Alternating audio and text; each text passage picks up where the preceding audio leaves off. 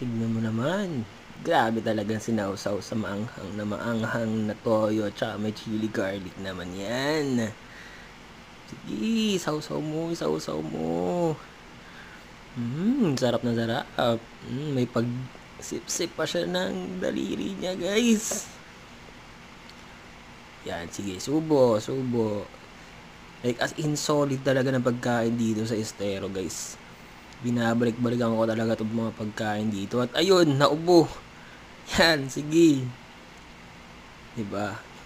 Ganyan siya solid, guys. Kasi mauubo ka talaga sa sarap. As in. Tapos yan, follow up ka pa, diba? Diba? Nagsasalita pa. May sinasabi pa nga siya. Dahil mo sinasabi, boy. Diba? O, follow up ka ng mixed veggies. Yan, seafood po ang ano yan. Nasawag niyan. Solid. Sobrang solid. So, balik ako din, guys.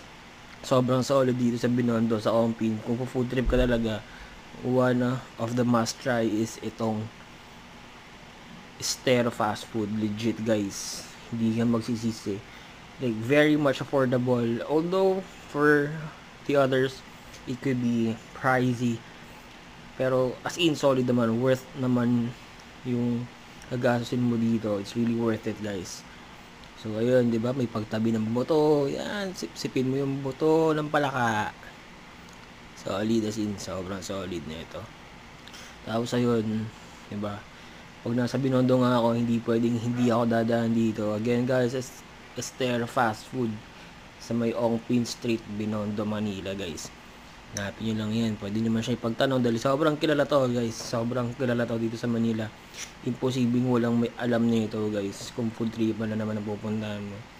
Diba? So, for the subo, sige lang, kain lang. Sarap na sarap si kuya mo. Diba? Yan si Devon, kapag gutom na gutom.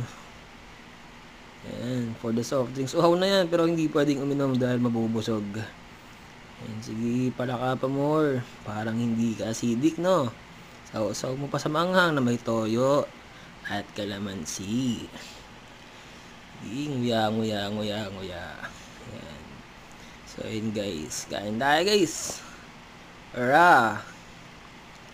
Diba? Dito na. One last bite. Goodbye.